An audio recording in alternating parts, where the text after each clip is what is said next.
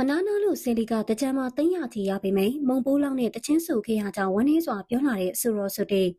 တခိတကမိရင်ရှင်တချင်းနဲ့ပြည်သက်နှလုံးသားကိုဖမ်းစားနိုင်ခဲ့တဲ့နိုင်ငံကျော်ဆိုရောဆိုတဲ့ဟာကာစီရန်ကြောင့်ကျမ်းမာရေးထိခိုက်ခဲ့ရပေမယ့်မိခင်ဟိုကြီးကိုလှုပ်ကြွေးနေရပါဒါပေမဲ့ပြီးခဲ့တဲ့တကြမ်းကာလမှာတော့သူဟာအလွန်ခါးသီးရဲ့တွေ့ကြုံကိုရင်ဆိုင်ခဲ့ရပါတယ်